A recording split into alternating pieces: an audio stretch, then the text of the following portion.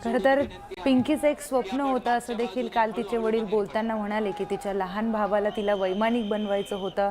त्यानंतर वडिलांना अचानक हे सगळं कळलं, माध्यमांमध्ये बातम्या आल्या आणि त्यानंतर तिच्या घरी शोककळा पसरली आहे। तर ही दोन दृश्य सध्या आपण पाहतोय। एकीकडे अजित पवार यांना अखेरचा निरोप देण्यात आलेला आहे, तर त्यांच्याच विमानामध्ये ज्या क्रू मेंबर होत्या पिंकी माळी, त्यांचं देखील या अपघातात निधन झालं आणि त्यांना देखील आता अखेरचा निरोप देण्यात येतोय। सध्या तिथे स्थानिक नेते उपस्थित आहेत। अतिशय शोकाकुळ वातावरण निर्माण झालेलं आहे। जसं संपूर्ण महाराष्ट्रावर आघात झालाय अजित पवार यांच्या जाण्यानं, तसंच पिंकी माळी यांच्या कुटुंबावर देखील आघात झालेला आहे। कारण अतिशय दुर्दैवी मृत्यू येणं हे अपेक्षितच नव्हतं। दोन दृश्य आपण आपल्या टीव्ही स्क्रीनवर पाहतोय।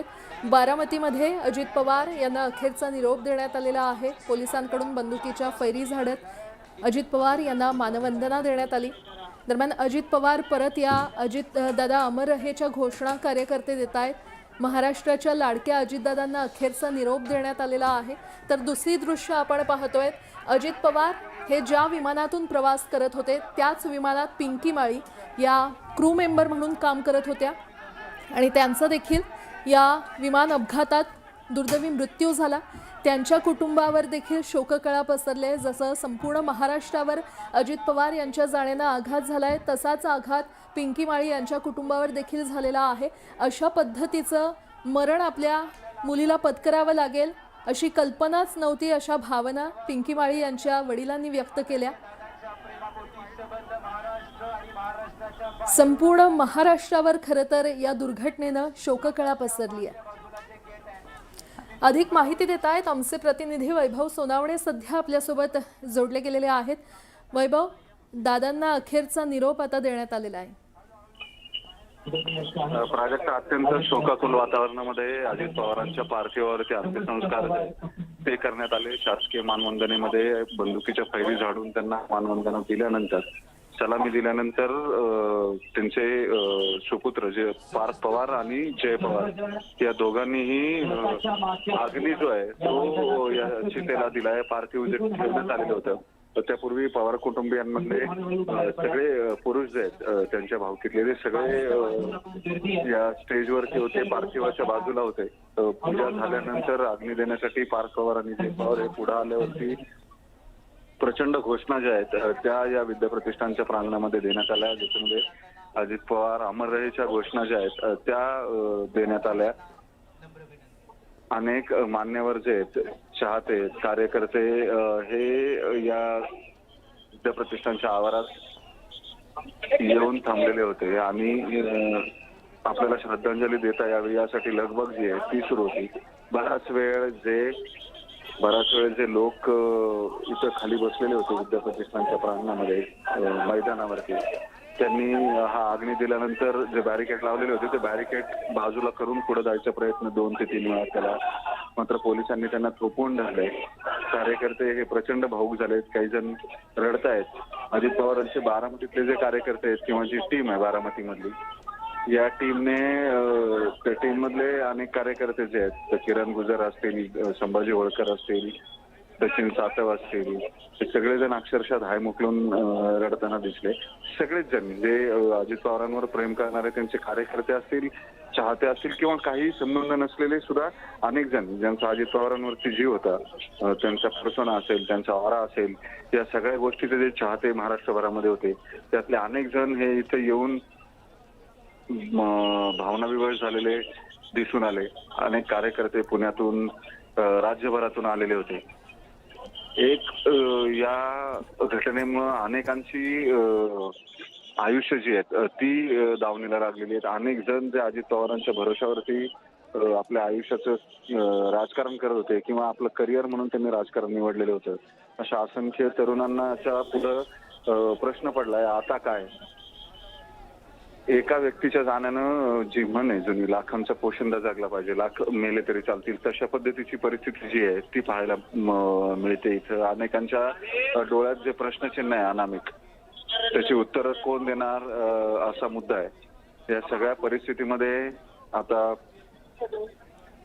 पार्थिव जे ते पार्थिवावरती पार्थिवाला अग्नी दिलेला आहे. कुटुंबीय जे आहेत ते आणखी काही काळ थांबतील. आता इथल्या जमलेल्या नागरिकांना बाहेर पडावं अशी विनंती जी आहे ती विनंती केली जाते माईकवर. सतत सगळ्या नागरिकांनी शांततेत बाहेर पडावं अशा पद्धतीने लोक जे आहेत प्राजक्ता बाहेर पडतात. खरंय वैभव, खरं तर अजित पवार यांच्या जाण्यानं अनेक प्रश्न उपस्थित होत आहेत. आता पुढे काय, कसं होणार, अजित पवार यांच्यानंतर कोणता चेहरा समोर येणार, असे अनेक प्रश्न खरं तर नागरिकांना तर पडलेलेच आहेत, कार्यकर्त्यांना पडलेले आहेत. मात्र ही जी संख्या पाहतोय कार्यकर्त्यांची, हे अजित पवारांनी कमवलेलं प्रेम आहे. कारण अजित पवारांचा जो दांडगा जनसंपर्क होता तेच प्रेम खरं तर आज दिसलेलं आहे. कालपासून आपण पाहतोय वैभव, लाखोंच्या संख्येनं जनसमुदाय लोटलेला आहे.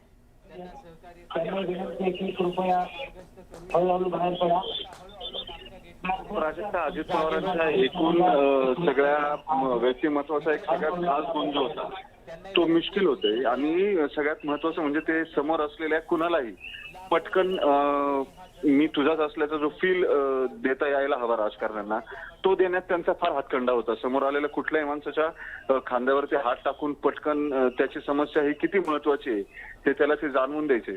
त्याचे सोल्युशन जे ते काढता येत असेल तर ते तितक्याच आत्मीयतेने, आक्रमकतेने काढायचा प्रयत्न ते करतायत हे स्पष्ट समोरच्या व्यक्तीला जाणवायचं.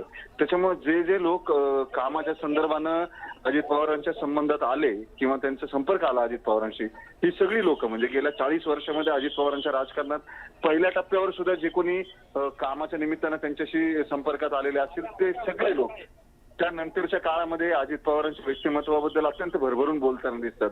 असंख्य लोक आहेत ज्यांचा कदाचित अजित पवारांच्या अनेक गोष्टींना विरोध असेल किंवा त्यांनी टीका केलेली असेल, मात्र व्यक्ती म्हणून अजित पवारांवरती जे प्रेम होतं ते प्रेम हे सर्वपक्षीय पक्षाशिवाय अनेक कार्यकर्ते हे दुसऱ्या पक्षात असून सुद्धा अजित पवारांवरती अत्यंत निर्व्याज अशा स्वरूपाचं प्रेम करायचे.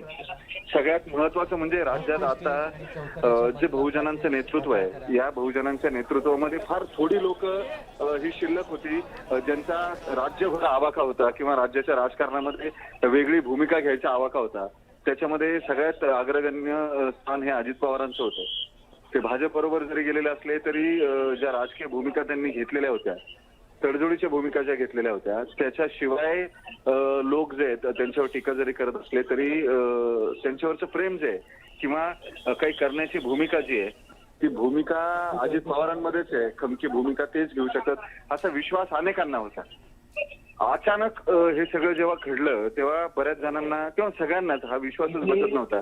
अजित पवारांच्या राहण्या, वागण्या, बोलण्या सगळ्यात जो खमकेपणा होता, जी स्टाईल होती, जो ग्रेस होता किंवा जो आक्रमकपणा होता, त्यानंतर हा अपघात जरी झालेला असला तरी अजित पवार सुरक्षित असतील असं सगळ्यांना वाटत होतं. आता जवळपास 8 ते 8 24 तास आणि त्यानंतर 12 म्हणजे जवळपास 28 तास उलटून गेले. 28 तासानंतर आता अजित पवारांचे पार्थिव जे आहे ते अनंतात विलीन झाले. उद्यापासून बारामतीमध्ये उपमुख्यमंत्री म्हणून, आमदार म्हणून, पुण्यामध्ये पालकमंत्री म्हणून अजित पवार नसणार आहे हा विचार जो आहे तो विचारच जास्त बोलणार आहे. अगदी वैभव, हा विचार केला जात नाहीये. बारामतीकरांचं एक भावनिक नातं दादांशी आपण होतं. त्या सगळ्यांशी बोलणार आहोत. दादा, कुठून आलात तुम्ही? निराईवरून. अच्छा, आज लाडका नेता आपला हरपला, पंचतत्वात विलीन झाला, काय बोलणार? आमच्या काळातला धक्का लागणारी गोष्ट आहे सर. आमचा दादा हा सर्वांसाठी एक वडिलांचा आधार होता आणि सगळ्या समाजाला धरून चालणारा आमचा दादा आज आम्हाला पोरका करून गेला. आम्ही आयुष्यभर ही खंत विसरू शकत नाही आणि मी आमच्या निरेवासियाकडनं दादांना भावपूर्ण श्रद्धांजली असे अर्पण करतो. दादा फार शिस्तप्रिय होते. दादांना शब्दामध्ये सांगता येणार नाही एवढं महाराष्ट्राचं दुःख झालेलं आहे. आजीदादा हे महाराष्ट्राचे आधारवड होते. त्यांचं दुःख आता कोणतीच नेता भरून काढू शकत नाही. कुठून आलात ताई? मी पाटेवाडी, तालुका कर्जत, जिल्हा अहिलानगर. कधी आला होता तुम्ही? आता सकाळी आलो. आज दादा आपल्यामध्ये नाहीये. पंचतत्वांचं खूप वाईट वाटतंय. खूप कणखर व्यक्तिमत्व होतं महाराष्ट्राचं.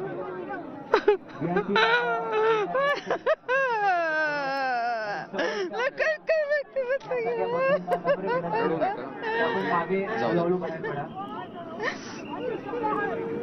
फार तीव्र भावना आहेत. कारण लय वाईट वाटलं. सगळं कुटुंब जेवलं नाही महाराष्ट्रातलं. सगळे उपाशी आहेत.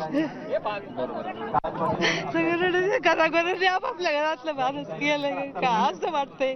दादा इतके महान त्यांचे. तीव्र अशा भावना आपण सगळ्यांच्या बघतोय. या ताई या, काळजी घ्या.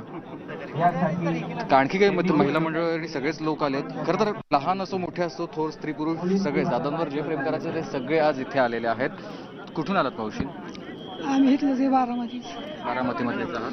काय दादांचं आम्हाला मोठं दुःख झालंय. कालच्यापासून दादांची कळल्यापासून आम्हाला चैन लागला जीवाला आमच्या. काय करावं कसं करावं. शनी दादांची आम्हाला आठवण येते. कालच्यापासून आम्हाला चैन. आम्ही बीडवरून आलो. दादा आमचे पालकमंत्री होते. दादाने खूप असं आमचं आहे ना कल्याण केलं. पण आज खूप डोक्यात बोलू शकत नाही. आम्ही शब्दामध्ये व्यक्तच करू शकत नाही. असे आज खूपच मोठं काम आमच्या बीड जिल्ह्यावर कोसळलेलं.